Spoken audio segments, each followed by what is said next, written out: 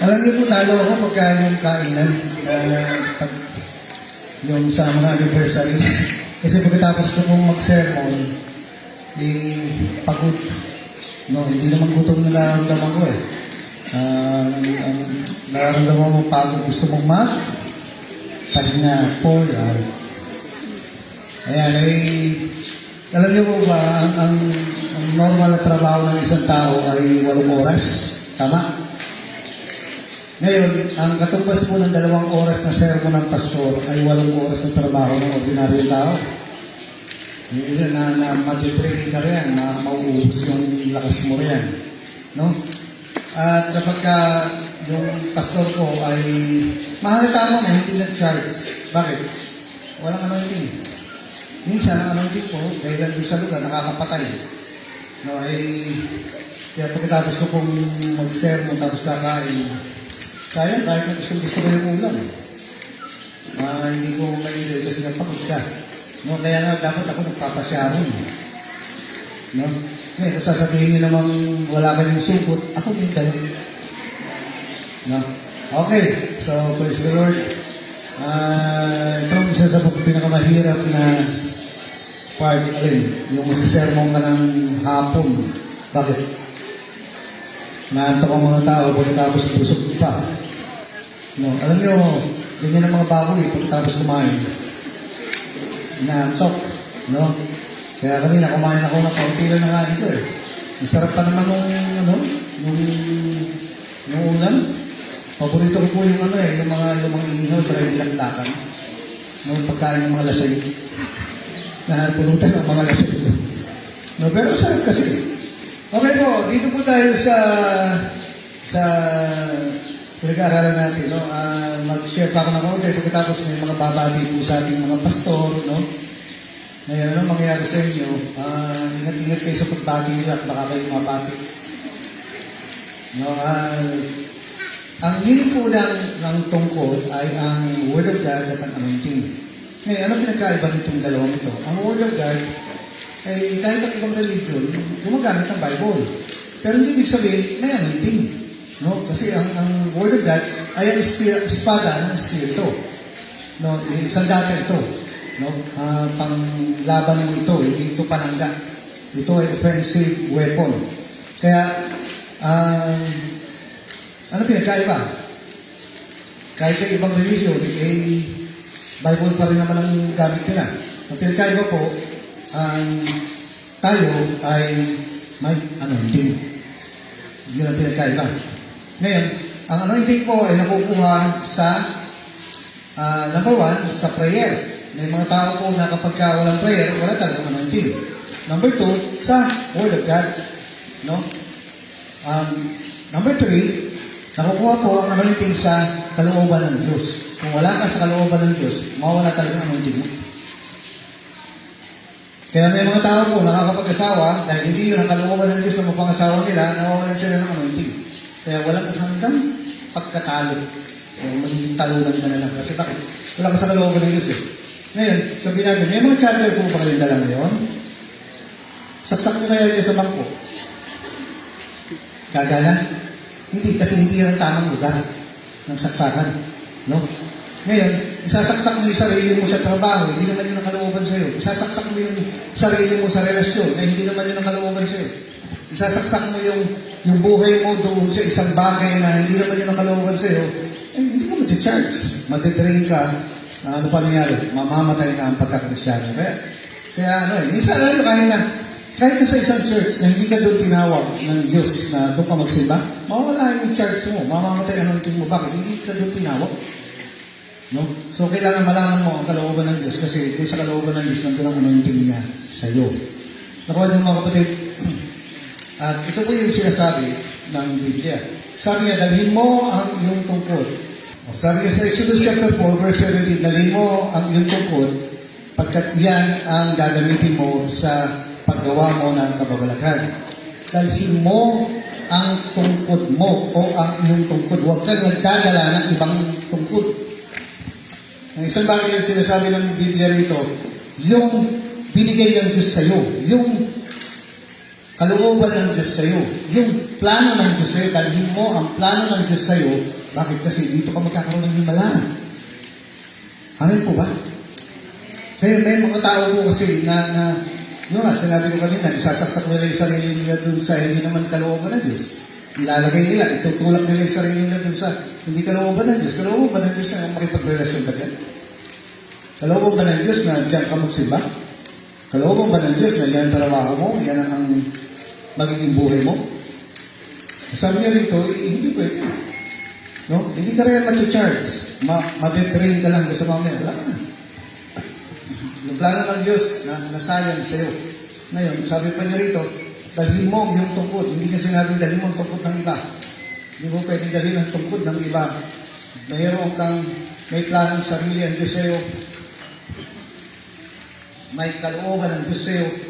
Sabi niya, doon ka sa kalooban ng Diyos sa'yo. Bakit? Doon ka magtatagumpay. Amen po ba? Ayan. Alam niyo mga kapatid, nung unang panahon, nung high school ako, may height ako eh. No, sino ba mga may height dito? Si Alvin. No, taktad yan. Sino pa? Si Buboy. Mga mataktad yan. No? Si Maya. Ang tabayan.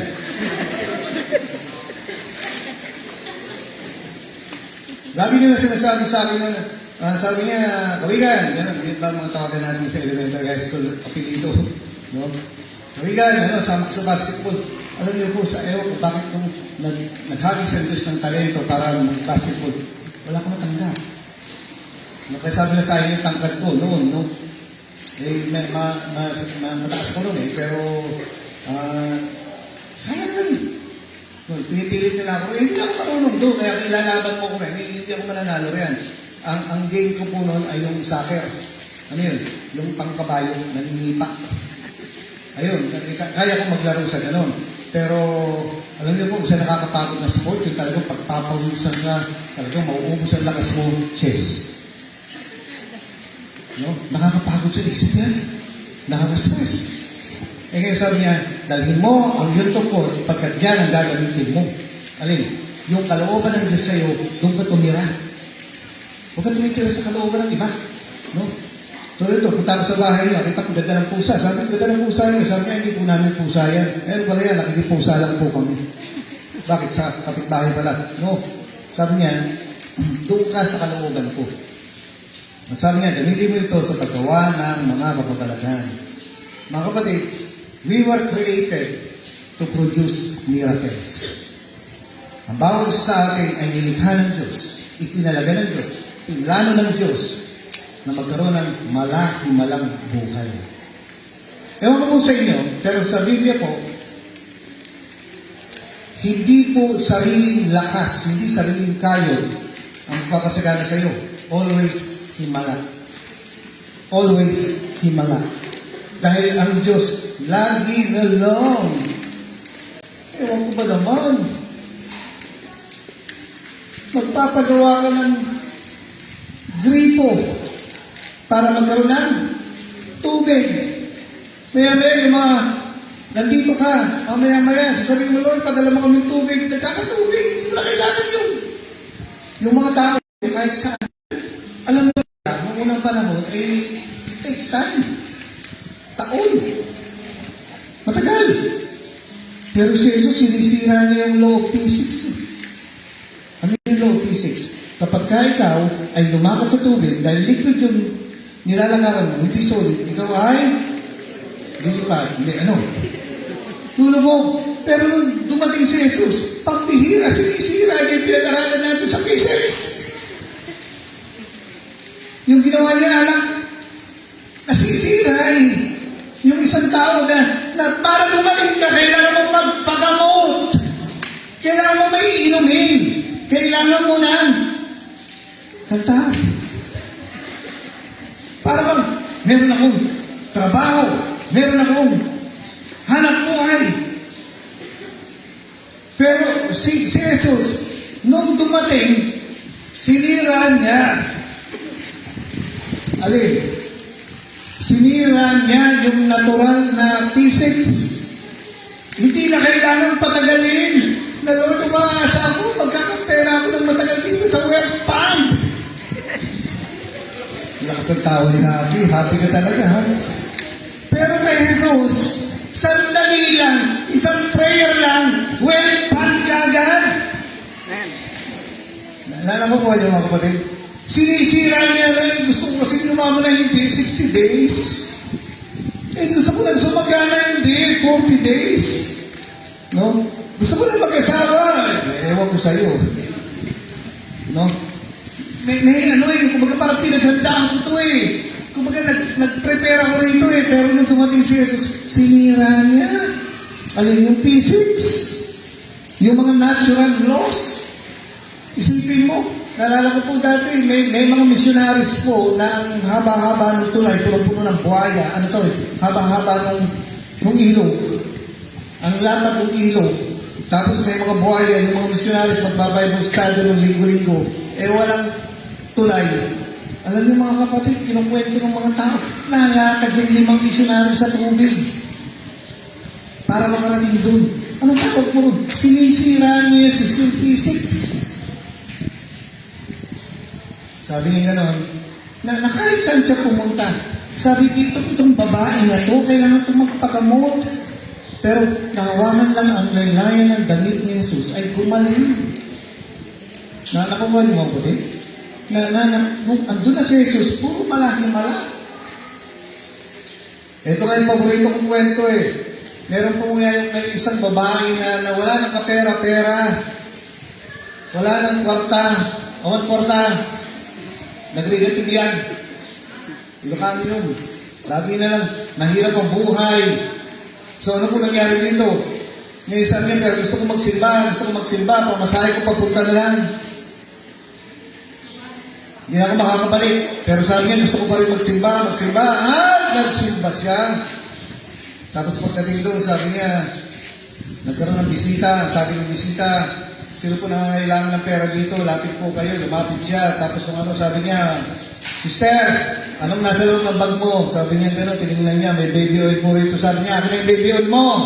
Gumanong ka. Ang ginawa, anong kailangan mo? Mag-pray ka. Nung ibinuhos po yung baby oil, naging, ano lalabas sa baby oil? Baby oil. Tsaka baby. Tama? Nung pinisa na yung baby oil, alam niyo lumabas, brilyante. At ang sabi po ng pastor, benta mo sa langit. At kapera siya. Nakukuha niyo mga kapatid. Na parang, ito po ang kinondisyon ng Diyos sa mga Israelita na kailangan himala. Na hindi ka nang aasa doon sa hanapbuhay mo, trabaho mo, kundi himala. Na ang economic system ng mga tao ay yung magtinda, magbenta, mandaya, pero ang economic system ng Diyos ay manampalataya. Nakuha niyo mo, pati na saan manggagaling ang tulong ko sa fundraising? No. Sa karyo ka? No. Saan manggagaling ang tulong ko? Sa Diyos. Dapat nandun yung mentalidad natin. Kaya sabi niya yung tungkod mo. Pag minsan yung tungkod mo, maliit. Ano yan? Toothpick. Lalakad ka dito. Bakit yung tungkod mo, toothpick? Bakit kasi? Naalala ko dati si Kuya Carlo eh. Alam niyo po ba, makikwento ko, bigla ko na lang naalala ngayon eh. Kasi kanina, pinatraffic na kami dun sa yung pulang dagat rin, ang hirap, i-maneuver yung sasakyan. No? Pinatraffic kami kaya Carlo. Alam niyo po ba ito dati, ang pagkaalam ko, kailangan nila ng tuition fee. Ewan ko, kung yun nga. Alam niyo, nag-uukay siya, nakakita ng kwintas. Natatandaan niyo po yun. Hindi, ako dapat siyempre, alam niyo po yun. Di pinenta, ano nangyari? May nakukuha niyo mga kapatid. Nilalaglag na lang Diyos yung mana. Turutin mo na lang. Bakit? Kailangan nila eh. Hindi ka naghahanap na magtatrabaho muna ako. No, ang mga workers dapat nakadepende, nakasandal. Ano ba makitang word dito? Nakaasa. Saan? Sa himala. Hindi yun saan manggagaling. Ewan ko, sabi rin, ang tulong ko, ito ba sa Diyos ang tulong natin? Kaya, himala ang inaasahan natin. No? Sabihin mo kung sa katabi mo, gusto mo gumanda. Isang himala ang kailangan mo. Bakit hindi na makuha ng makeup? No? Kaya nga, himala ang kailangan. Sabi niya, dahil mo ang tukod mo, pagkat yan ang gagamitin mo sa paggawa ng himala. See, konektado to. Ano nga ba ito? Mga kapatid, ito ay ang salita ng Diyos at ito ang anointing ng Diyos. May mga tao po, alam ang Biblia, pero walang anointing ng Diyos. Alam ang salita ng Diyos, pero hindi alam ang patungkol sa anointing ng Diyos. Mga kapatid, naalala ko po yung time na kinukwento po sa akin nila Pastora Mehan dito sa Tarlac. Meron po rin na sinabi nila sa akin, kasi nagre-report ko mga yan. Sabi niya, meron isang meron isang matanda ron, na nakahiga na lang, hinintay na lang nilang mamatay. No? Yung itsura ng matanda, na pinicturean lang, pinakita. Alam niyo ba yung matandang walang ngipin? Lubog na yung bibig niya. Ngayon, tinitingnan ko, sabi ko, sa natural, mamamatay na yan. Sa natural, wala na pag-asa yan. No? Hindi na nga magagamot eh. Ngayon, ano gagawin mo ngayon? Pagkatapos ito pa, parang hindi na nakakarinig. So, paano salita na yung sasabihin mo rin? Hindi na nakakarinig. Yung mga kapatid, pag ganyan, kailangan mong tungkod. Atawin mo para mamatay ka. Hindi Kailangan mo gamitin ang tungkod para mabuhay. Paano nga? Ito nga Oo, may salita ka nga ng Diyos. Basahan mo ng Bible yan. Pero kadalasan, hindi tumatalak, namamatay. Bakit? Kasi walang anointing. Yun ang pinagkaiba. No? Maaaring magaling tayo sa excuses, magaling tayo sa mga memorization ng Word of God. Tama yan, at kailangan natin yan. Pero nahina tayo pagdating sa anointing. Yun ang isang problema sa ating mga taga-prema. Kaya madalas ang pinag-pray natin ay pag minsan yung prayer mo, yun ang papadala mo sa yung sa tao. No? Ayoko naman gawing negative ito kasi ito mga kapatid, ngayon, pinag-pray nila. Hindi ko na alam kung na-share pa nila yan kasi nga hindi naman nakakarinig. Pero kahit na walang malay po yung tao, pwede mong share kasi ang spirito ng tao hindi natutulog. No, how many times na pong nangyari sa amin yung ganyan, sabihin mo pa rin, o sabihin mo pa rin, kahit na hindi sila lumabas sa bibig nila, sa isip nila, kasi hindi na kaya. So, ano po nangyari? Nilehans nila yung matanda. Yan, ngayon, doon sa sarili kong kaisipan na wala nang mamatay na yun. Matanda na, bukod sa matanda na, kasi hindi naman pwede hindi mamatay yung mga tao, kasi isipin nyo, masikip dito. Magkakasikipan tayo, kapag hindi na mamatay yung mga tao, punta ka sa palengke, pagbalik mo, iba na sapatos mo. Bakit? Sa dami ng tao. Ngayon, dumarating talaga yan. Kailangan lang natin paghandaan. Pero ito pong matandang ito, di nila yan silang ganyan, pinag-pray nila. Alam niyo ito, merong ito yung marka, ito yung sign, ito yung... Kasi, sa prayer mo, pakinggan niyo po ito, sa pag-pray niyo sa mga tao, sa mga may sakit, kapag ka wala ang faith ng tao, pag walang faith yung tao, kailangan mo yan may anointing. Kasi wala mangyayari. Kung kakausapin mo yung tao, pag-pray mo, pero nakikita mong wala yung faith ng tao, ang kailangan mo rin, anointing. Ang problema, wala na nga siyang faith, wala ka rin anointing. Congrats! Hindi ko sasabihin God bless, sabihin ko lang sa'yo, good luck. Bakit? Mamamatay yan. Dito po, dapat malinaw po ito sa mga pastor, sa mga manggagawa, at sa ating pong mga Kristyano. Meron may sakit. Okay, pag-pray mo, walang faith yung tao.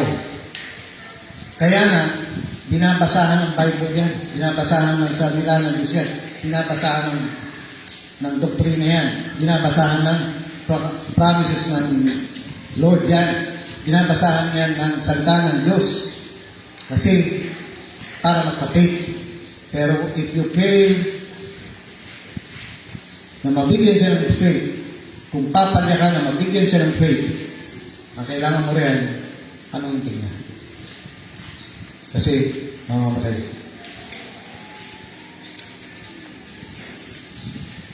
Paano mo malalaman may faith? Tatanungin mo. Ano bang ginawa niya sa sarap niya? Tinatanong siya. Si Jesus nagtatanong kung may faith yung tao. Yes! Nagtatanong si Jesus kung may faith yung tao. Ano tinatanong niya? Naniniwala ka ba? So, ibig sabihin, may faith ka ba? Na pwede kitang pagalingin? Ito ang problema. Patanggap. Kayo lang patanggap. Wala namang faith yung tao. Hindi rin yan tatanggap. Ano dapat mong gawin? Balikan mo na lang. Huwag kang patanggap ng patanggap sa salvation. Patanggap ka ng patanggap doon sa mga sinensya mo. Hindi naman nakaredy. Wala namang faith eh. Hindi rin masasave yan. Tapos balikan mo, yayayin simbahan, pahirapan kayo. Bakit? Hindi naman ang buhay na gini. Hindi nagkaroon ng himala. Bakit? Hindi ka tumaggap eh. Hindi tumaggap. Tanggap-tanggapan lang. Pero hindi ka nakapag-produce ng faith, kakashare mo. Paano malalamang may faith ako? Kasi nakumbinsin mo ako sa kanta. No. Nakukuha niyo mga kapatid. Nalagyan mo ng interest eh. Nalagyan mo ng anong mangyari? Mag-invest na yan. No. Anong gagawin niya? Makungutang pa yan. Para lang makapag-invest. No? Ngayon, sasabihin mo gano'n, may nagpapagaling po dito sa Arema, ganito, punta po kayo, yung mga tao yan. Kapag yan, nalagyan mo ng faith, pupunta yan dito. Amen. Hello. Ngayon, ang problema kasi, you will fail sa pag-produce ng faith sa kanya. Hindi maganda yung pagkaka-market mo. Hindi mo siya nakumbinsi na kung paniniwalaan niya sa salita ng Diyos, gagaling siya. Hindi mo siya nakumbinsi rin. Kaya walang faith. Pero kung mahusay ka sa pag sales stock ng salita ng Diyos, walang bayad to, libre to. Hindi mo lang siya mapabobo na game, mapapatanggap mo pa ng tongues, at ano ba? Mapapagaling mo pa siya. Amen? So, kailangan natin mag-work dun eh. Amen po ba? Ngayon, ang isa pong bagay dito, kung wala ang faith sa tao, kailangan mo gumamit ng anointing. At dito tayo bagsak. Yung sa pag-produce ng anointing. No? Magsuliw ako sa baso niyo, baka may nag-altar ko yung namin. Yan ang unang lalapit. Wow, thank you. Paliit ng paliit. Dati malaki to. Thank you. Binigyan ka ng alam, namintas pa eh, no? Nag-demand pa eh. Nasaan na tayo? Sana po tayo? Natawa tuloy. Nasaan na tayo? Saan? Walang faith. Ngayon, ito mga kapatid, nandun po ako sa camping. Hindi po ako nagkakamali kasi first camp ko is, hindi naman second camp. Yung nag-camping ako sa ibang simbahan. Hindi pa ganun kakamali, 19 years old ako eh. Sa Mindoro, inanap. Nagbarko kami. No? 19 years old ako. Ngayon, nandun kami sa divided seminar. Mataas na pastor yung counselor yung teacher namin na scholastic siya eh. Yung scholar siya sa Bible. Ngayon, tinatamad siyang magturo sa amin. Sabi niya gano'n meron pala kami kasama ang believer. Kasi dito, hinihiwalay ang believer sa camp. Di ba? Yung magazine nila, yung help. Doon, sama-sama yan. Nakikita mo naman na habang natuturo siya, yung dalawang unbeliever nakaganon. Tumutulong pa ng laway. Pagkatapos, gano'n, akit eh. Kaklan, tapos na kumain. Ngayon, siguro nasusuya yung teacher namin sa divided seminar kasi nakaganon yung unbeliever eh. Ngayon, sabi niya gano'n, tapusin ko na ito, sabi niya gano'n, patanggapin niyo muna sila. Na iniisip kong ganyan, sino papatanggap? Sino? Ngayon, merong mga mayayabang akong kasama sa group namin sa divided seminar. Sabi niya, sabi ko na lang po, pastor. Sige, hindi ako naman. Siyempre, pagkakit, tumulong ka. Kung kasama ka mag-intercede, mag-pray.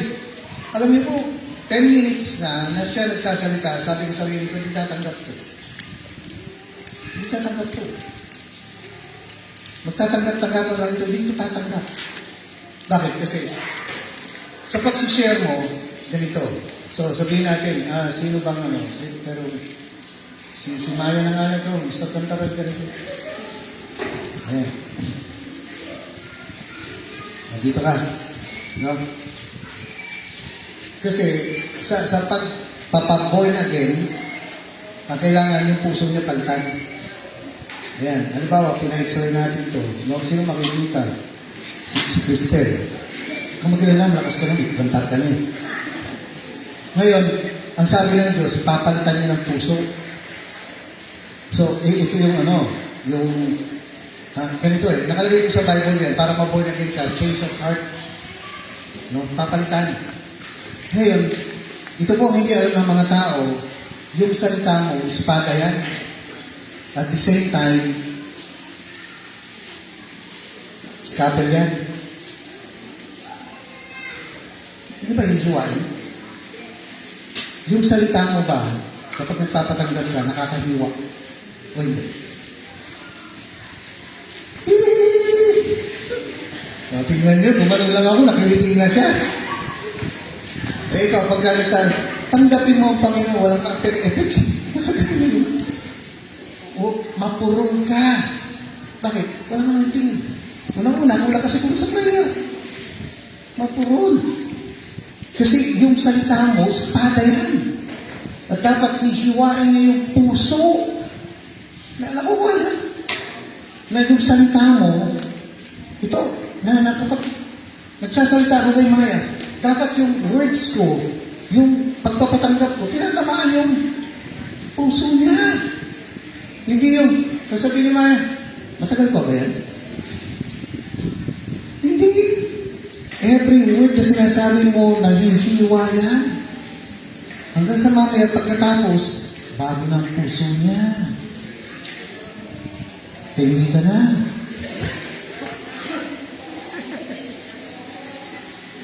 Chismoso ka yun. Nakukuha niya? Amen daw! Amen daw! Hindi mo tayo tapos. Yung salita mo, kapag ka nagsishare ka, dapat tumatama. Mamaya, magbabago na ang mukha ng tao pinakausap ko. Bakit? Tinatamaan na eh.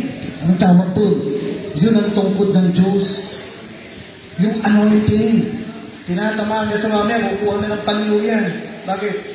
It hurts, you know? It hurts. Yung sermon mo, nakakatama ng puso. Yung mensahe mo, nakakatama ng puso. Yung testimony mo, nakakatama ng puso. Every time kinakausap ng tao para patanggapin mo, meron ka lang 5 minutes. At kailangan yung puso niya, nahihiwa yan. Pero nga, may word of God ka, pero wala kang anointing. Ang pinagkaiba mo sa ni Jehovah. Sa palagay niyo ba? Si Maya, mapupuspos. Pag sinabi ko, bawal kumain ng baboy. O hindi, magagalisan na ba yan? Hindi. Walang epekto sa kanya yun. Katain pa yan ng baboy. So, bakit? Walang dating isang tama eh. Meaning, wala kasing anointing. Wala kang tungkod ng Diyos. Yung tungkod ng Diyos, yun ang anointing ng Diyos na lalabas sa bibig mo. At sabi niya, dapat sa pagpunta mo, meron kang sariling anointing. Ano ibig sabihin nun? Si Alvin, kapag katutugtog, gamitin niya yung anointing niya para ma-bless ng mga tao. Yung si Danga, kapag kumanta, gamitin niya yung anointing niya para ma-bless ang mga tao. Nakukuha niyo mga kapatid? Tutugtog ka, magsasalita ka, sisermo ka, wala kang tungkod eh. Wala kang anointing. Ano mangyayari? Wala. Hindi mo magagawa hindi mo magagawa yung sa ganda ng boses mo. Ano ka, Sharon Cuneta? Mahirap upahan yun. Pag kumanta si Sharon Cuneta, nagigets niyo ba? Habang nagsasalita kayo, yung puso ni Maya, dapat yan nasusugatan hanggang sa mamaya pagkatapos mong tanggapin sa Jesus, sabi mo, Lord, tinatanggap kita, pumasok ko sa puso ko, amen, may bago na siyang puso. At kung mahina ang panghiwa mo, mahina kang mag-share, tawagin ito ulit mo. Sana pagdating mo, palig mo, pahit ka na ha. Uy, lumayat na yan. No, kita ko nga sana, sabi ko ba't naman ganito na si Maya, pumayat na. Pero meron isang bagay hindi nagbabago ito pag mag-Facebook Live eh. Ano yun, unang salita niya, in the beginning was the word. Pero ito, ayan. Ayan, magandang hapon. Ayan. Pag yan ang salita, ayan. Tingnan niyo yung Facebook Live niya, sa cellphone niya, kahit sa paliligaw siguro ito, ayan, nandito ako para.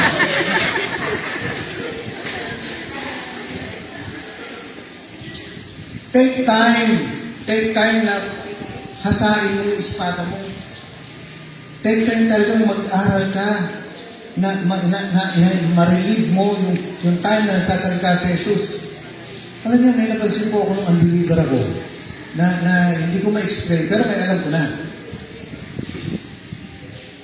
Pagdating po na nagbabasa ako ng Bible, kasi bahay namin, isang katermang Bible lang kasi yung tiyuhin ko po ay pastor at lagi nagbabagsak ng Bible sa amin. Ang tatay ko naman, ang bibili ng Bible, every time nagbabasa ako ng Bible, hindi po ito pumapalya kahit minsan. Sa tanda ko po, hindi po ito pumapalya kasi every time babasahin ko ang Bible, naiyak ako. Tapos ang sakit-sakit, sabi ko, weird to ata ako. Bakit ako naiyak? Binabasa ko lang. Pero ewan ko, alam niyo, ito lang yung Bible ng pampatuloy.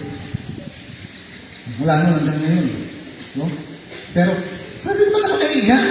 Nakikinig ko yan ang sarili ko. Binabasa ko yung Bible. Hiwang-hiwa ako.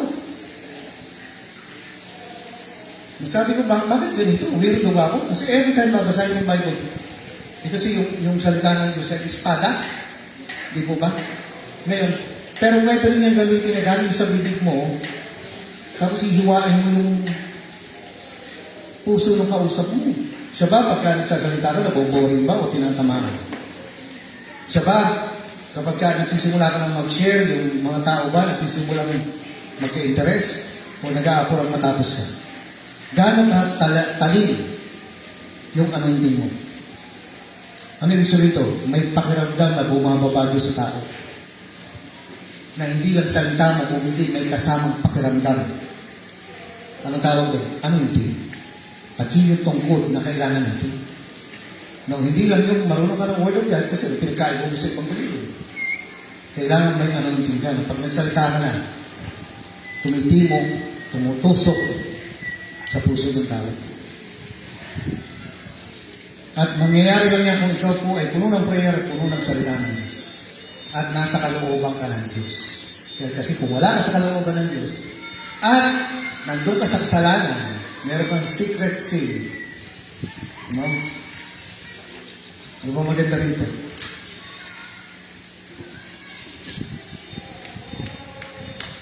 May magandang pangalan dito, nalimutan ko tuloy. No? Halimbawa, si Jolo, sa umaga, Jolo, pagdating ng gabi, Jola. Nasa kasalanan, saan? Hindi ka magkakaroon ng anointing. Nakukuha niyo mga kapatid. Kaya yung pag-share mo, hasain mo, ibig sabihin mag-practice ka na pag-share. Na bago ka pa humarap doon sa tao, no, walang pastor, hindi muna nag-aral bago humarap dito. At walang musikero na hindi muna nag-practice bago humarap sa tao. At walang singer, song leader na, hindi muna nag-practice.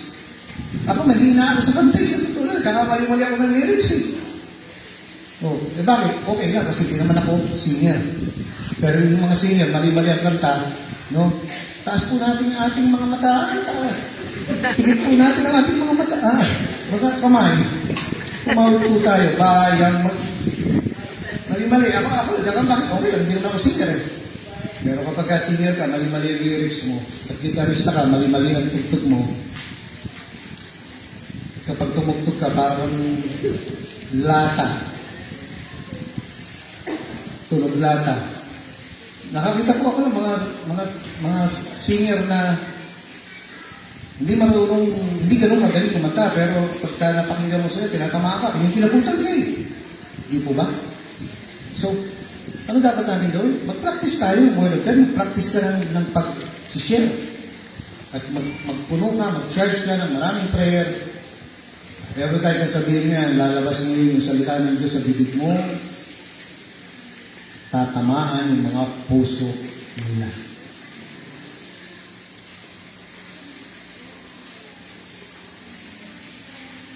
May mga tao pong mas magaling sa anointing kaysa sa Word of God.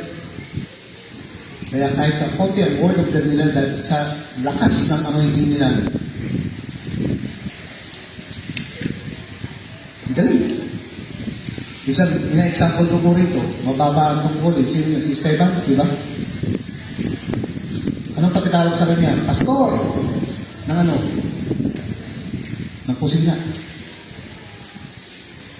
Pero pag lumabas siya, dami niya napapagaling. Bakit? Ano yung yun? Kasi mas maraming alam sila Pedro pagdating sa Bible. Pero bakit itong isang tao ito, baguhan lang ito binata.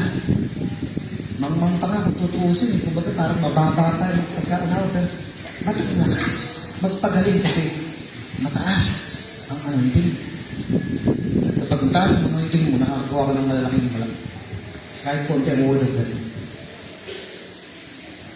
Meron po isang tao kilala na konti lang ang putahe na alam niya sa pagluluto. Pero my goodness, 3 putahe lang siguro alam niya. Hindi ko alam, hindi ko natanong. Kasi paulit-ulit na lang yung naluluto niya. Pero alam niya, paulit-ulit ko tinitikman. Bakit? Kasi ang sarap. Yung tinola niya, may manok. Nasabi ko, paano ang tinitimpla ito na ordinaryong nakuha niyo mga kapatid? Ordinaryong putahe lang, ordinaryong luto lang, pero bakit? Ang sarap. 3 putahe lang yan, pero parang paulit-ulit akong hinihingi na ito na luto. Bakit? Masarap. Hindi yung isang damo ka lang putahe, pero pagkili ko, para bang ano yung pang mass produce, ano tawag sa ganun? Yung pang maramihan. Alam mo, kami lasa rin yung pang maramihan. Lasang put ng kaldero. Talagang sunog. Bakit masarap? Kaunti lang ang verses na alam mo, pero ang galing mong magtimo ng puso ng tao, anointed ka. At nakukuha yun sa pag-aasa ng salita ng Diyos na alam mo. Nag-gets yung mga kapatid. At ang haba-haba ng tongues mo. At ito nga po yung isang kasama natin na tinanong ko, sabi ko gano'n, kamusta yung prayer mo? No, kasi pinag-pray niya, mawawala yung mga tanda, di lola. Lalagay na nga namin po iiyakan na yung mga tao. And then, 2 na lang ang isipin ko rito, kaya mo nang mamatay kasi matanda naman na. Hindi naman pwede hindi tayo mamamatay. Sabi ko nga sa inyo, mapupuno ng tao rito, kaya may zombie na. Lalakad yung mga tao, lalakad yung mga tao,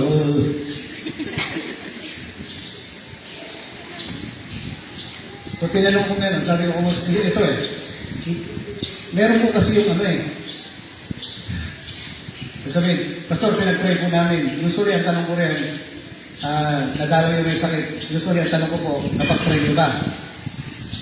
Pero sa totoo lang, ang dapat mong itanong, kumusta ang prayer mo? May anointing ba?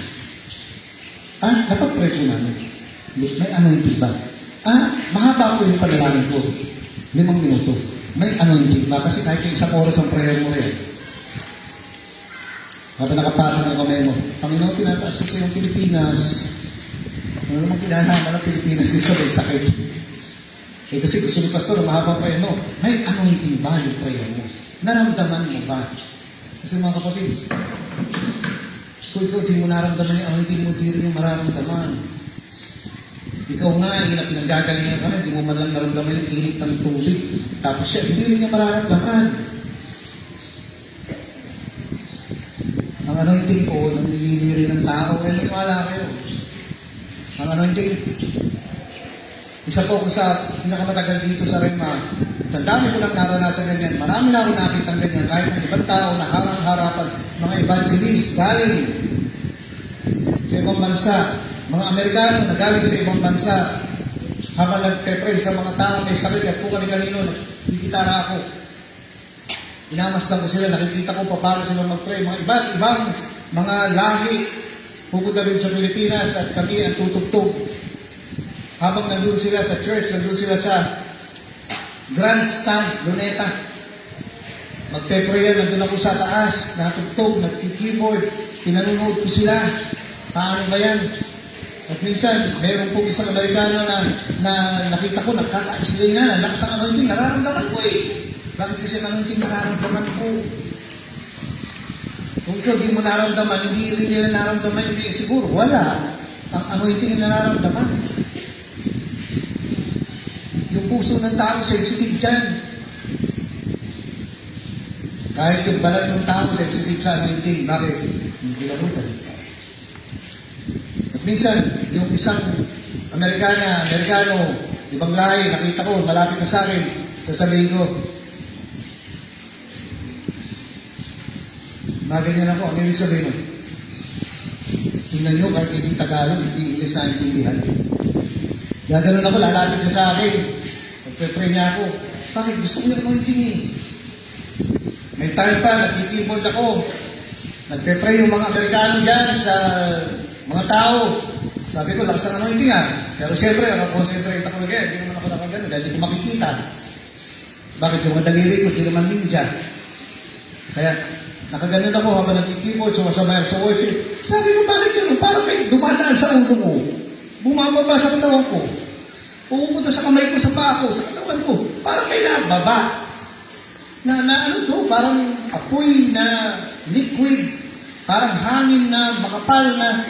Sabi ko, may bumababa sa ulo ko, nagaganyan ako. Nung ano, hindi ko natiis, tinignan ko, ano yung Amerikano pa nakaganon sa akin. Hindi nararamdaman. Hindi na kapatong sa ulo ko, pero ang anointing nararamdaman. At kung papalya ka ng ipungpus yan, walang mangyayari. Marunong ka lang magsermon. Marunong ka lang tumugtog. Marunong ka lang kumanta. Marunong ka lang magturo ng Bible. Pero wala kang anointing. Yan ang sabi niya rito, dalhin mo yung iyong anointing. Ano yun? Tungkol mo. Dapat nakakapag-produce ka na sarili mong anointing. How? Pipiliin naman natin ito. Di ba kasi, sabi nila, alam ko ng topic ko. Nag-ready na ako. Nakahanda na yung ituturo ko. Yung anointing, nakahanda na ba? Bibigay mo sa mga tao? O yung laman lang ng isip mo? May Bible lesson ko na. 1, 2, 3. Point 1, 2, 3. Alam mo na yung isi-share mo. Alam mo na yung papakanta mo. Nakahanda na yung papakanta mo. Pero nakahanda na ba yung anointing? Parang ibigay mo? O yung kanta mo lang ang alam mo? Yung Bible lesson mo lang ang alam mo? May mali.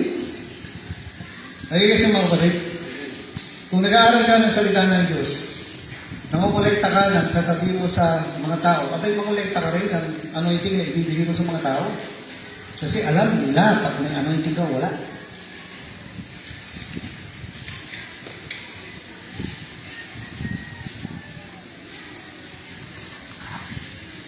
Take time na mag-ipong ka ng anointing bago mo bigay sa mga tao. Di ba ikaw nag-aaral ka ng ano? Nagpapakanta? Nag-aaral ka ng itutugtugin? Okay, pag-aralan mo yung ibibigay mo anointing. Paano yung ibibigay ito? Nakukuha niyo mga kapatid. Kasi alam niyo, masyado na tayong maraming prayer. Kakalayans mo, nakalpo na yung tao. Pero hindi pa rin tumanggap ng anointing. Bakit? Tapos sisihin natin, ayaw hindi ka masarap magluto ng tinola. Yung tinola mo, walang manok. Tinawag mo pang tinola. Hindi may manok, wala namang papaya. Tinawag mo pang tinola. No? Minsan yung bahay namin, sa bahay namin, yung sa mga luto, pambihira. Ano pa pangalan mo na? Eric ba? Erwin. Ano mo sa bahay namin, Erwin? Noon lahat ng luto sa amin, nasang flat na gulong. Alam niyo kung ano lasa, no? Lasang flat na gulong. Ano yun? Walang asin. Pagtinig mo, walang lasa, parang, kumbaga parang, ngayon, ang nangyayari po, no? Magpapabili pa ako sa labas. Bakit? Hindi mo ma-enjoy ang buhay. Bakit? Kasi walang, at yung sinasabi mo sa Biblia, yung pagtuktok mo, alam ko kung yung gitarista, yung tumutugtog, yung nagpapakanta ay may anointing, may lasa yung tugtog nila. Masarap. Amin po ba? Napipinta ka magtaas ng kamay, pipinit ang mata, wala kang pakialam kung pangit yung tumakanta o tumutugtog. Wala kang pakialam kung mataba yun o hindi. Wala kang pakialam kung nakasampay yung dibdib niya. Basta para sa'yo, malasa kung anointing na to. Kaya nga sasabihin mo, patugtugin natin si ganito kasi masarap siya tumugtog. Di ba? No. Tapos, ano nangyari kay Moses nun? Mahaba na ako. Nangyari kay Moses nun, nakataas ang kamay, hawakan! Tungkod. Kaya kapag nag-worship ka, taas mo yung kamay mo. Ikaw, ang ginagawa mo, gusto mo yung kamay mo na lang, lagi nakasiksik dyan sa loob ng pili mo. Ano magiging amoy niyan? Alam niyo, sabi ng Panginoon, pag nag-worship ka, nakataas ang kamay, katulad ni Moses na nakataas ang kamay. Hanggang sa mamaya, may nakita ko, may 4 na kamay na nakahawak mo sa kamay ng isa. Hindi ganoon. Pero, tinataas natin ang kamay natin sa pagsamba natin sa Panginoon dahil nagtitiwala tayo magkakaroon ng tagumpay. Kaya kapag ikaw nagkano, tataas ka naman, praise the Lord. Bisaya ka man dahil. Bakit mo magtaas ang kamay? Because yung kilikili ko, nakakaya. Kaya mo na. Dahil sa pagtaas mo ng kamay, sunod-sunod, ang magiging tagumpay mo, makakabili ka na ng magandang damit.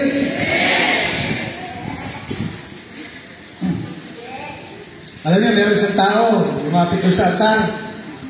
Yung unang panahon kasi may mga altar dito nakalubid yung mga tao. So, Methodist, ganyan. Ngayon, isang tao, born again itong simbahan to, merong luhuran dyan sa harapan. Lumuhod siya, sabi niya, Panginoon, hindi ako papayag na hindi ako magkaroon ng bagong damit, bagong sapatos. Sawang-sawa na ako na wala akong matinong sapatos. Wasak na yung sapatos ko. Sabi niya, hindi ko na alam pa paano humiling, Panginoon. Basta nagpepre ako, bigyan mo ako ng bagong sapatos, bagong damit. Sira-sira na yung damit ko, sira-sira na yung sapatos ko. Alam niyo, after 2 days, may punta sa bahay nila, may nagbigay ng sapatos at damit. Sabi niya, paano mong nalaman? Narinig ni Lord. Ngayon sabi niya, bakit ko pa ako binigyan? Paano niya nalaman na itong hinihiling ko sa Panginoon? Sabi niya, kasi nung nagpunta ka, nakita ko yung sapatos mo, sira So, yung anointing po, i-ready mo naman. No? Pag-aral ka. Isa pa, paano mo malalaman kung yung anointing mo ready na? Alam mo kung sasabihin mo, hindi na kuhula na. Alam mo ang message. Alam mo kung anong mensahe ng Diyos sa iyo. Ano yung rema ng Diyos sa mga tao. No? Hanapin mo yan. Magtanong ka sa Panginoon. Pag isang ulan sa prayer, kaya di pa alam. Kaya kahit ano na lang, tinuturo. Kaya lalahanin mo, ang kailangan ng mga tao ay pagkain. No, hindi yung parang, okay, hindi mo yan, kahit ano yan. Ano po ito? Balat ng kahoy. Kaya pala, tigas. Hindi pwede, alalahanin mo, kailangan nilang kumain kasi hindi sila lalabas. Amen.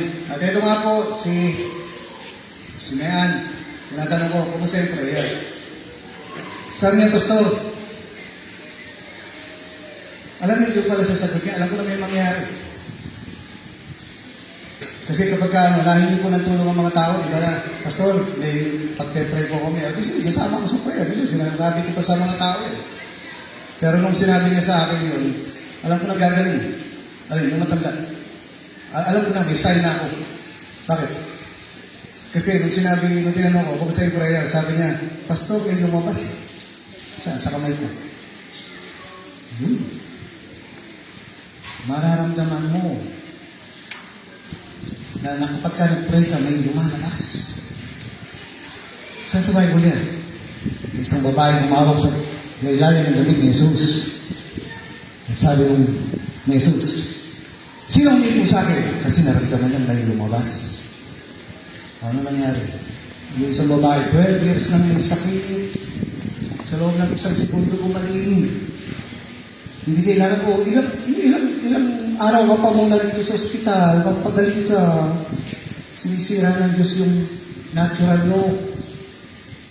Dapat isang taong ka pang gagaling.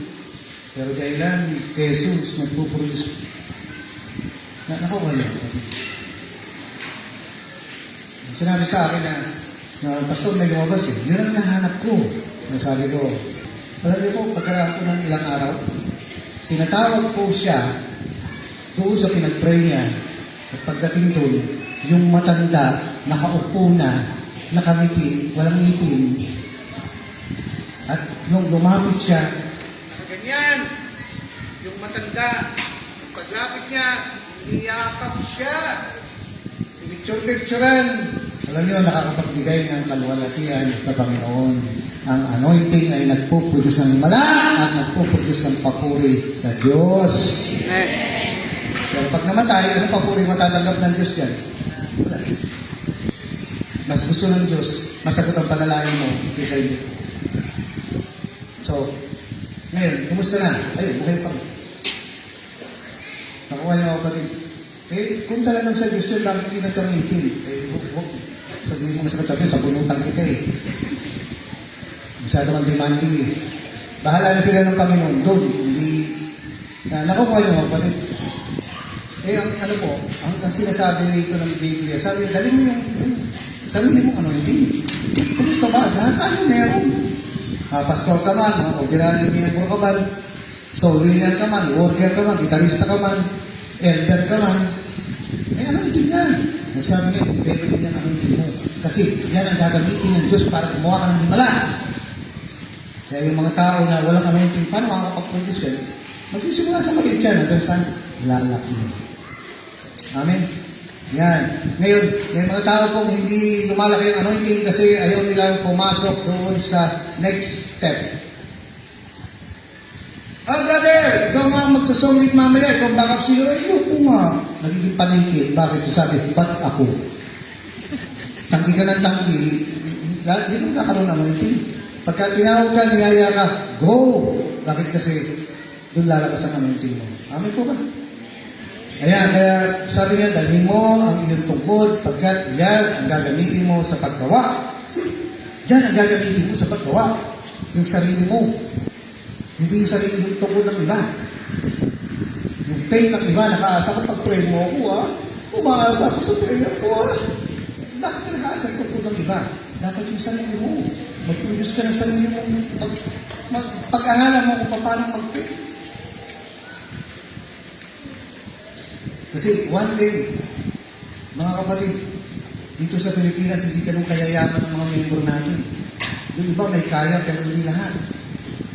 Pero alam niyo ba, nakalagay sa Bible, mapalad at mga tao, wala nang inaasahan ng Diyos. So mapalad tayo. Bakit? Magkakaroon tayo. Bakit? Wala na tayo ibang naasahan eh. Kaya, ayusin natin yung pag-aaral. Magseryoso tayo sa Diyos. Magseryoso tayo sa pag-aaral ng salita niya. Dapat every day hindi lumalagpas siya ng hindi ka nagbibigay ng 30 minutes para sa Facebook Live. Pakinggan natin sila. No, makinig ka. Habang naglalaro ka, makinig ka na makinig. Sige, tapusin mo yung playlist mo yan. Makinig ka na makinig. Ano mangyayari? Tataas yung faith mo eh. Amin po ba? Kaya, dami kong pwedeng ibigay na example sa inyo para ma-encourage kayo. Kaso, ito pong binabanggit ko sa inyo, ito po ay tulad ito, yung paggamit ng tungkod, hindi natin matatapos eh. Kasi ito po ay, yung tungkod na ito ay, dali lang na. Binubuksan ko yung cellphone muna. Lock. Ito pong tungkod na ito ay, nakikita sa Exodus 4:17, di po ba? Ngayon yung sinasabi ko, yung hawak-hawak mo, alam niyo, sa tulad yung tagumpay na nasa inyo rin. Huwag kang umasa sa prayer request, although ginagawa natin yan, kailangan ko yan. Kailangan ni Pablo, si Pablo nagpa-prayer request, sabi niya, pag-pray niyo yung mission namin, pag-pray niyo yung soul winning namin, pero ako rin kailangan pag-pray po natin ang mga pastor natin. Pero yung tagumpay niyo, hawak mo yan. Kung papalya ka o babagsak ka, nasa sayo yan. Ito po, sa nakalagay ito. Ito, sinasabi niyo, Exodus 17:9. Yung tungkod ng tagumpay. Hindi ko na matapos, mahaba ito. Pero hanggang dito na. Yung tungkod ng tagumpay. Exodus 17:9. Simula dyan.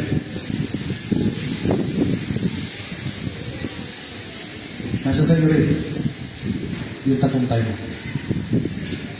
Ano sabi niya, no? Sabi na, kaya ba saan nakalagay mo pinagsasabi mo? Study to show yourself approved.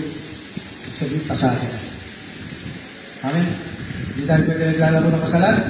Hindi tayo pwede naglalaro sa nandun ka sa hindi ka nawaban ng Diyos. Matagal ka ng tinawag pero wala pa rin. May mali. Mga Alvin, bigyan mo nga ako ng worship tayo sa gilid bago ito. Lalo na ngayong time na to, malapit na ang pagdating ng Panginoon. Kailangan natin, ay mga kapatid, alam nyo, kailangan ang makakatulong po sa mundo ay yung mga anointed na tao. Ngayon, itong mga anointed na tao to, di perfecto. May mga kailangan din ito. Alam niyo ba kung bakit kailangan mo ng anointing? Danig yan. Alam mo bakit kailangan ng anointing? Kasi mahina ka. Bakit kailangan ni anointing? Ay, ako pa. Bakit kailangan ko ng anointing? Kasi mahina ka eh. Kasi kung malakas ka, di mo na kailangan ng anointing. Ngayon, kung meron ka naman lang de-developin, alam niyo mga kapatid ako, alam niyo ba yung barbell? Nagkaroon ako sa bahay namin, sa paanan ko, may barbell.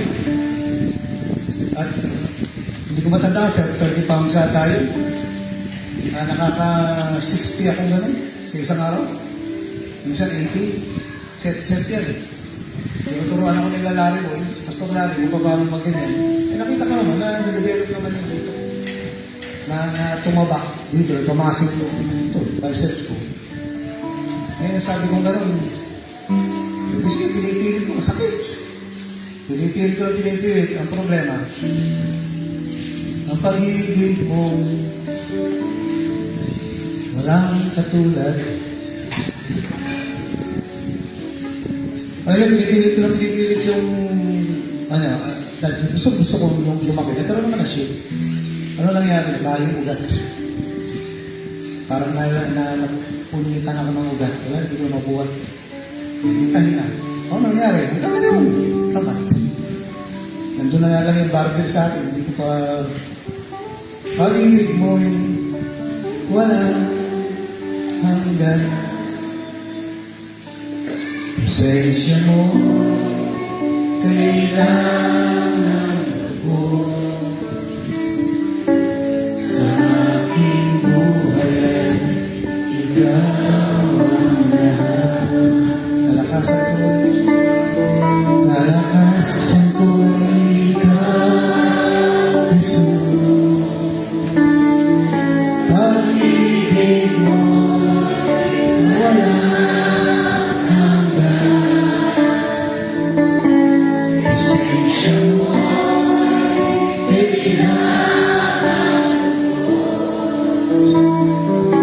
sa aking buhay. Ikaw ang lahat. Kalakasan ko. Kalakasan mo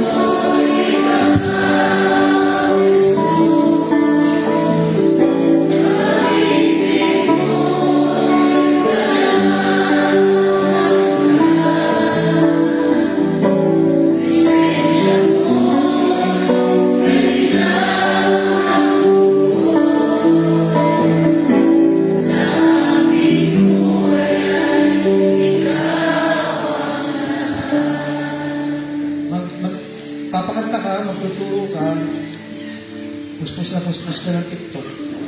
puspos na puspos ka ng YouTube. Tapos ang gusto mo pang panoorin ay yung mga makasanlibutan. Magkakalasa yung anointing. Lasang sanlibutan yung anointing. Malalasahan ng tao. Alam ko yung isda na hindi tinanggal ang bituka? Isisigang mo yan, ipiprito mo, iihaw mo. Lasa mo. Hindi ko na titignan kung may bituka pa, alam ko na. At kung mag-minister ka sa mga tao, magsisermo ka, papakanta ka, mag-encourage ka. Kung puno ka ng makasanlibutan, malalasahan ng tao yung lalo mo sa'yo. Bakit? Kasi lasak ng sanlibutan. Kasi puro ang kalikip mo, puro makasanlibutan. Pinapahid mo yung mga worldly, yung mga sanlibutan sa buhay mo, magiging amoy sanlibutan. Alam niyo, sa totoo lang, alam ko, Kuya Boy, alam ko kung meron kang karelasyon na biligan. Malalasahan mo yan sa pagtuktok mo. Malalasahan ko yung unbeliever mong kasintahan sa pagsasalita mo. Malalasahan ko yung unbeliever mong kasintahan sa pagpapakanta mo, sa pagtuktok mo. Bakit? Kaya sinabi ng Diyos, do not be equally yoked with unbelievers. Kaya na tayo binabawal. Dahil may lasa yung papuri mo sa Diyos na unbeliever. May lasa ng pagiging worthy yung binibigay mo sa mga tao.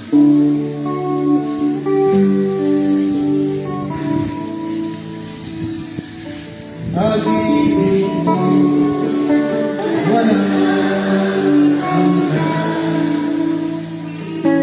Lisensya mo, kailangan lubos. Sa aking buhay, ikaw ang lahat. Kalakasan, kalakasan ko, ikaw.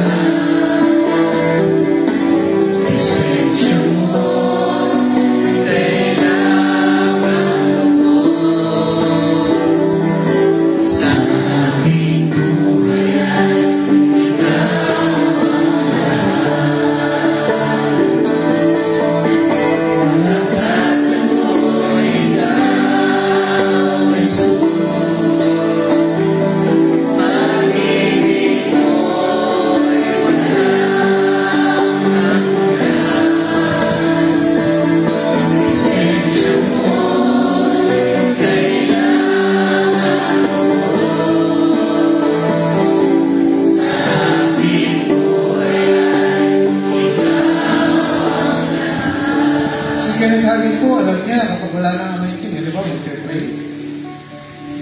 Ganito po yun. Kapag nandiyan ang anointing, halimbawa, yung sakit, sabi mo, lumayas ka, ito na sakit. Hindi mo makailangan mag-pray, kasi hindi na anointing. Pero pag wala nang anointing, hihingin natin sa Diyos. Pero pag hindi na anointing, palalayasin mo pala. So, yun yung mga rules. Na, sige na hagin, alam niya, pag andyan pa niya, ngayon, pag wala na anointing, stop ka na mag-layers. Isa-isa mo yung kumbaga sa mama. Mag-layers. So, ganun. Bakit? Wala na anointing. So, umalis na Diyos, umalis ka na. Ganun lang yun. Kasi mag-iingay ka lang rin. Kaya nga, ewan mo, hindi ko kasi mapigilan ito kasi nararamdaman ko yung anointing. Kaya sa hanggang madaling araw, nagtuturo ako. Bakit? Hindi anointing. Huwag kang mauuna na sa Diyos, kaya ako sa muna. Sabi, tagal-tagal, hindi na sila sanay.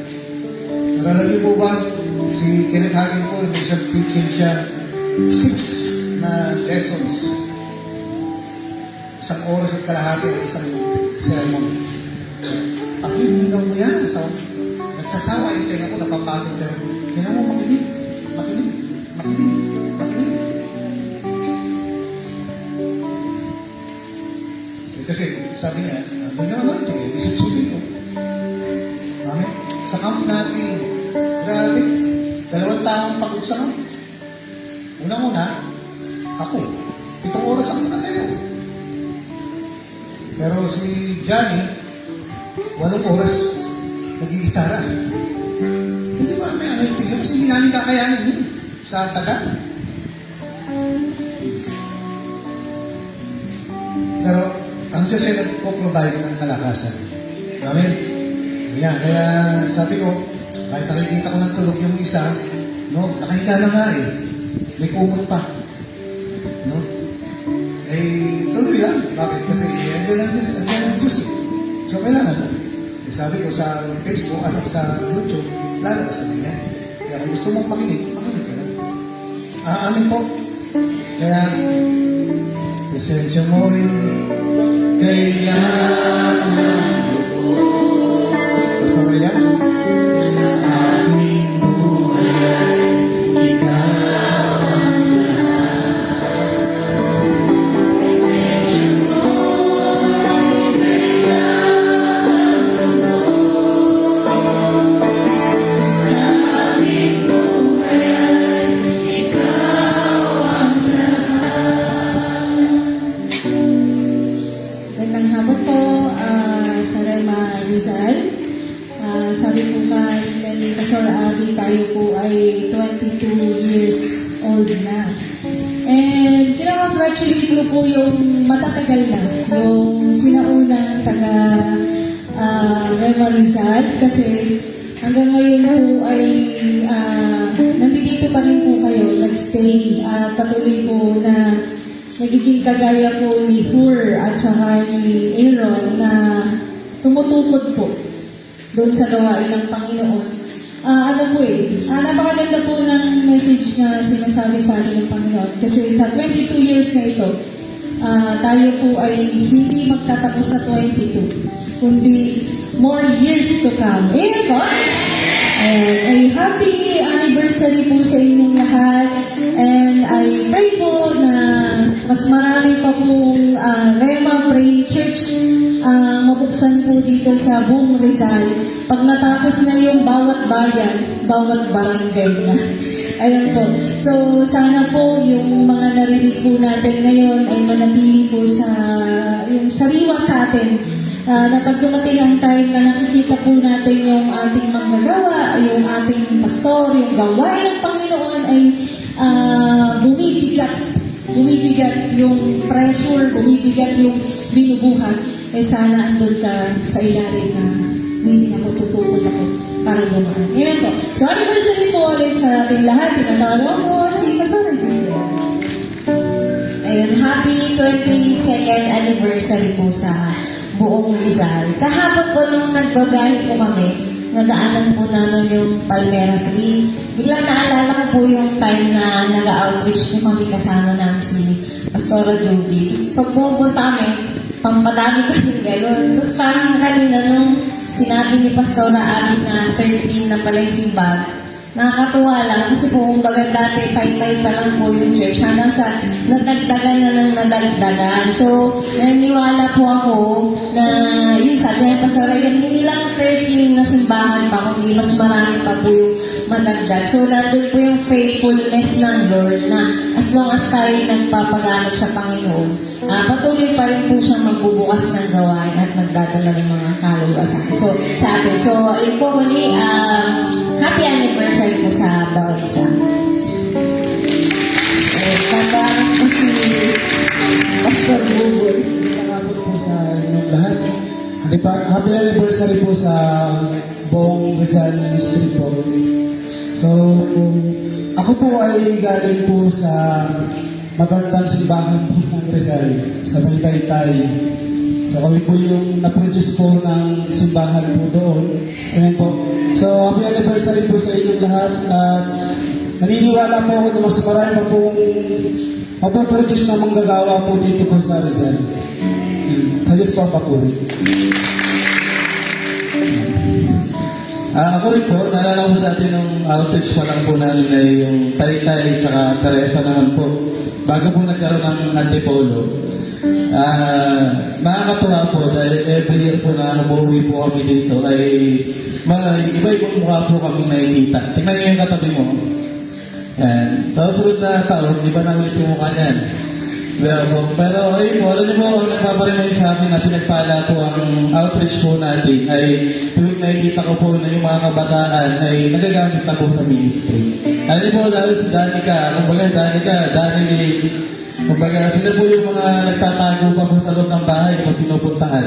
Pero ngayon, sila na po mismo yung umaharap sa inyo para para magbigay ng papuri sa Panginoon. Amen po. Natutuwa po kami dahil sa almost 22 years po ng Rema Rizal ay patuloy po tayong pinagpapala po ng Panginoon. Dalangin po namin na mas madagdagan pa po ito. Dalangin namin na ang buong Rizal ay malagyan po natin ng mga gawain. Amen po. Salamat po at happy anniversary po. Nagtatawag po si Pastor David. So, happy anniversary po sa bawat isa. So, naalala ko po yung mga nasa din kasi ako dito sa Rizal. So, dati, parang anniversary kami, isa lang po tayo kasi konti lang kami. Adobo lang, walang kasawang adobo. Pero ngayon, marami na rin yung mga bago, marami na rin yung ibang mga luma, nakikita ko pa rin, nagpapatuloy pa rin. Yung mga dating bata, tumanda na. Yung mga dating pinapalap lang namin, sinusolid-solid lang namin, ginagamit na ng Panginoon dito sa amin. So sa mga susunod na taon, hindi lang sila, kundi kayo naman yung mag-aaya para may tuwing anniversary, may maaalala din kayo na ganito lang ako dati, pero ngayon marami na akong nai-invite. Tama po. So happy anniversary po sa Rema Rizal. Ayan, so malapit na po tayo natapos. Nakita niyo po yung mga bumati kanina. Sila po ay naging party talaga ng Rizal. Si Maya, si Buboy, mga galing po sila dito. Si Pastora Giselle, bata pa siya noon. Kasi sabi niya, nung naalala niya. Kasi sa mga nakakaalam po ng Palmera Tree, sabi mo sa katabi mo, kung alam mo yun, may edad ka na. So, yung Palmera Tree po ay kasama pa natin si Pastora Judy. So, nandito pa siya nun. So, 22 years na po, ibig sabihin, binata na, dalaga na. Pero, ako po ang isang nakita ko talaga yung pag-usbong o yung paglago ng Rizal. Yung matapat po ang Diyos, tama. Sobrang tapat. Pero, kailangan na ng mga matapat na tao para mas lalong lumago yung gawain. Sabi mo nga sa katabi mo, kailangan ng matapat na tao. Kasi hindi na magbabago na matapat talaga ang Diyos. Hindi natin yung magbabago. Talagang matapat siya. Pero kailangan na talaga ng mga taong matapat na mananatili. Kaya nga, ang ganda ng sinabi ni Pastor Ian. Sabi mo nga sa katabi mo, congratulations. Kung isa ka sa nakita mo yung takbo ng simbahan sa Rizal, kasi nung sinasabi nga yung Palmera Tree, parang alam niyo yun, sino po dito nakaka-experience na kapag nakatikim ka ng pagkain, nakaamoy ka ng isang amoy, parang bumabalik yung 10 taon nung lumipas kasi naamoy mo yun. Sabihin mo sa katabi mo, di ba yung pabango ng ex mo, pag naamoy mo, bigla mong naaalala? Hindi, ganito po. Nung nagagaling ko bigla kasi yung Palmera Tree, wala na kasi sa Palmera Tree eh. Pero sa Palmera Tree po, talaga ang nag-generate ang kabuuan ng Rizal. So dun po yun, nasa si Buboy, ayun pala si Buboy. Nakita niyo yung 6-footer? Sa bahay po nila Mami ang tawag namin kay Nanay Nita, lola po nila yun, tita po ni Pastor Boy, dun po nagsimula talaga yung simbahan. Alam niyo po, worker pa ako ng Manila. As in, hindi pa ako pastor, hindi pa pastoran, no? Mapayat pa ako. Alam niyo, pumupunta sa kami ni Pastora Judy, minsan 4 ang grupo namin, minsan 3, minsan 2. So, ganun ang namin, from Manila, every Wednesday, pupunta kami ng Taytay, dyan sa Palmera Tree. Minsan 4 nga kami, grupo namin yan 4. Ang sakayan yan, dun sa farmers, kasasakay kami yan, pa mga biyaheng patanay, ganyan. So, bababa kami yan, Palmera Tree, tapos sasakay kami ng tricycle na uupod ng taas. At bawal ang matabang. Kasi ang sasabihin ng driver, baba muna po kasi di aangat. Antayin mo ako sa taas. Gaganon yan. Eh, itong time ko na yun, hindi kami pinapababa. So, alam mo na.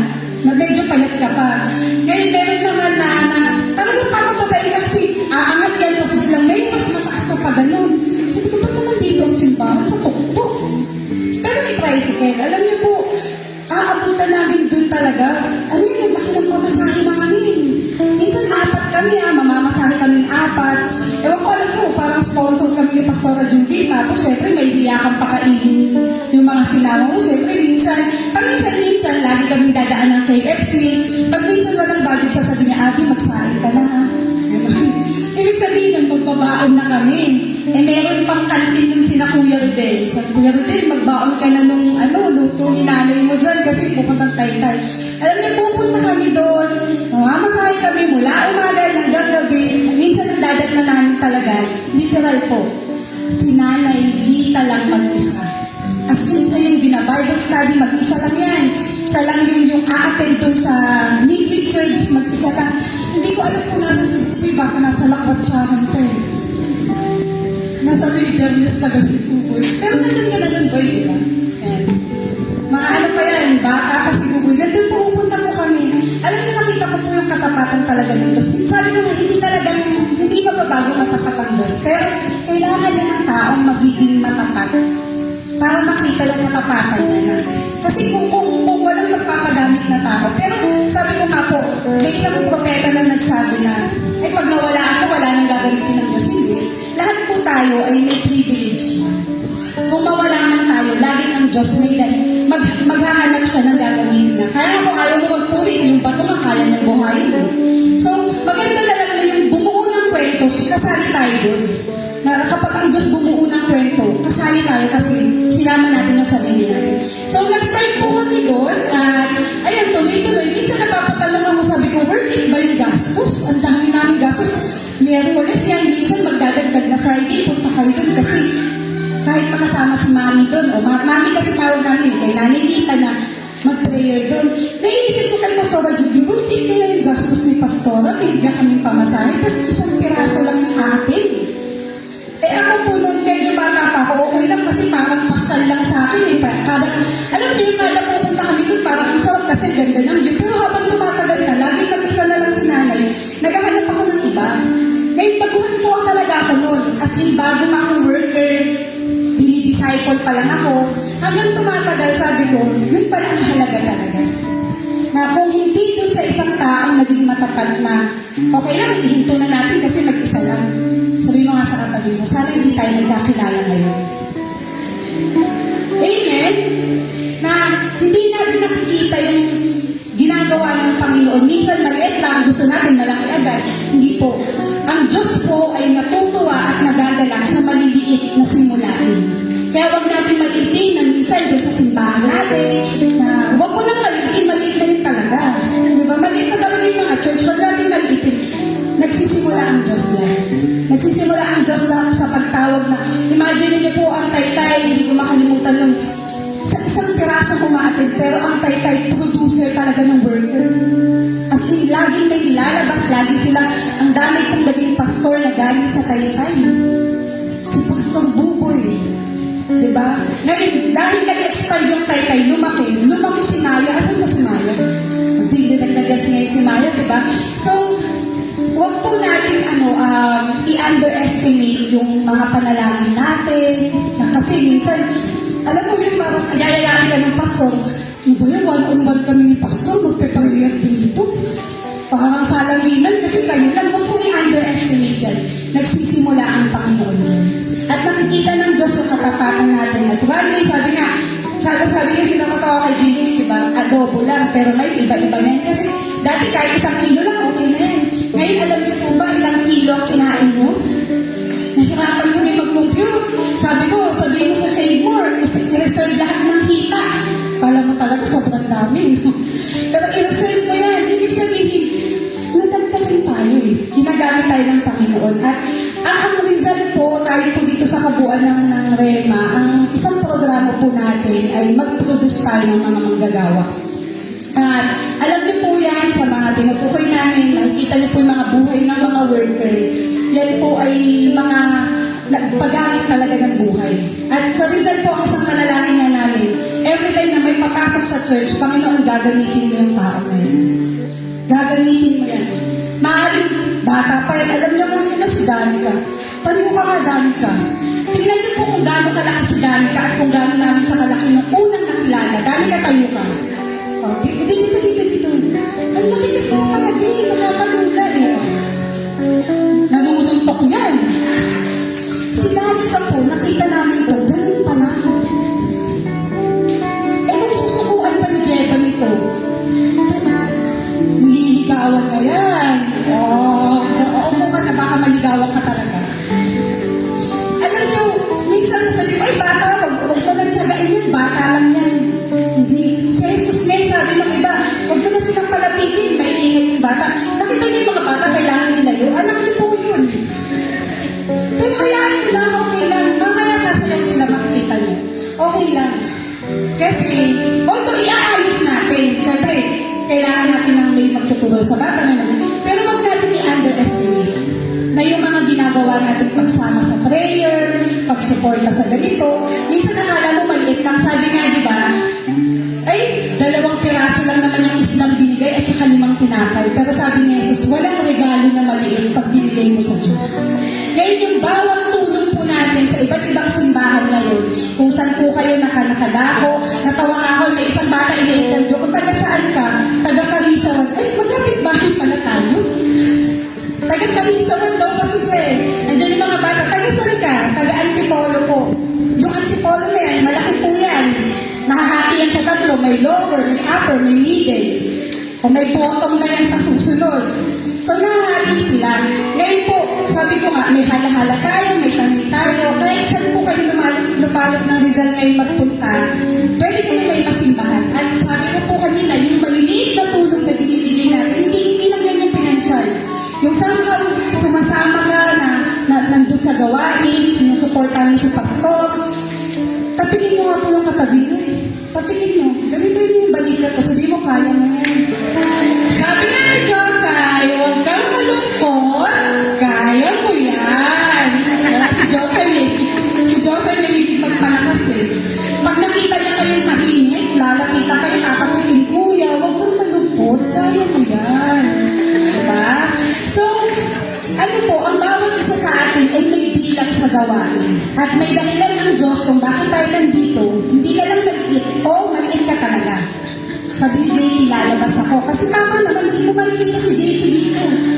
Pero malaki ang tulong mo sa gawain ng Panginoon. Kaya yung buhay po natin, huwag natin ipagdamot. At masaya po kami na habang tumatanda po ang gawain, kasama namin kayo. Masaya po yun na parang nakaka-proud na yung bata, lumalaki, hanggang kasama mo siya sa paglilingkod. Ang sarap po to, kasi ang hirap naman maging asawa sa saya lang. Sa masarap na buhay lang. Kapag pumasok ka ng pag-aasawa, kahit hanggang sa hirap, kaya nga, till death do us part. O hindi lang ang Kristiyano, yung masaya lang sa church, pag may problema, wala na. Hindi. Sama-sama tayong lulutasin sa tulong ng Panginoon. Amen? Tayo na po tayong lahat at magbalik tayo ng papuri sa Panginoon.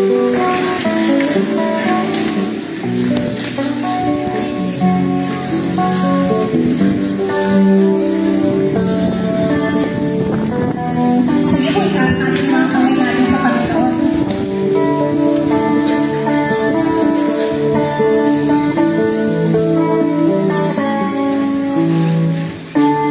Minsan pa po bago tayo matapos, hayaan natin na maibalik natin sa Diyos yung papuri na nararapat para sa Kanya. Isang taon po muli tayong sinamahan ng Panginoon at hindi pinabayaan. Karapat-dapat po natin maibalik sa Diyos ang mga pasasalamat na ito. Alam ko po maraming pinagdaanan ng bawat simbahan. Iba-iba po tayo ng struggle na kinaharap. Pero nakita po natin ang katapanan ng Diyos. Kaya balik po natin sa Panginoon ang papuri. Sa'yo'y lumalapit, sa'yo mahal naming Panginoon, napapasalamat sa iyong pag-iingat sa bawat araw na aking buhay at aking nararamdaman, Panginoon.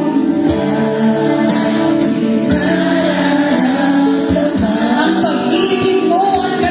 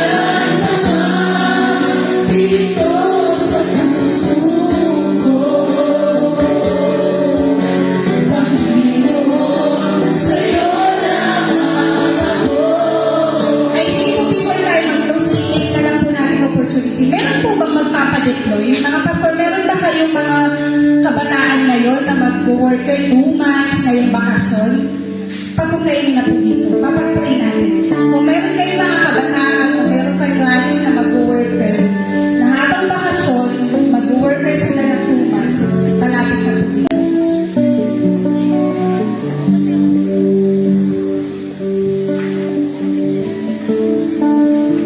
Sige po, habang nagpupuri tayo, check nyo po, may kabataan ba kayo na magto 2 months? Ibig sabihin kasi summer ngayon, may bakasyon sila, magto 2 months po sila ngayon, okay lang ha, 2 months na yan, 1 month yan. Basta magpapadeploy sila ng, dito lang din yan sa Rizal, na habang bakasyon, gusto nilang matry na mag-worker, palapitin na mag-try.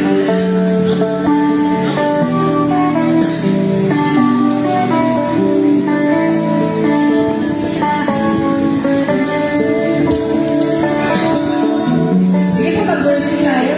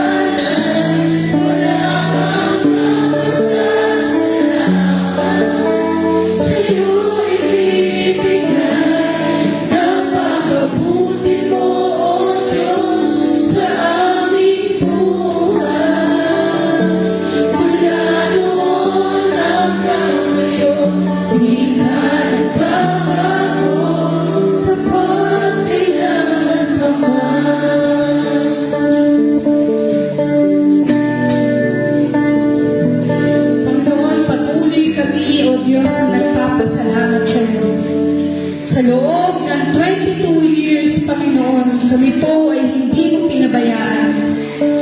At tunay, O Diyos, katulad ng mga awitin, minsan kami ay hindi nagiging matapat, pero ang katapatan mo ay hindi nagbabago sa bawat isa sa amin. At O Diyos, sa mga simbahan na tinayo mo, Panginoon, sa lugar hindi rito ay gagamitin mo na maging lingkod mo. Gagamitin mo kami, Panginoon, na mga pagtayo pa ng mga plano at gawain sa lugar ng Rizal, Panginoon. Salamat, O Diyos. Tinataas namin sa iyo ang lahat ng ito. At salamat sa buong araw na sinamahan mo kami at pinaranas ang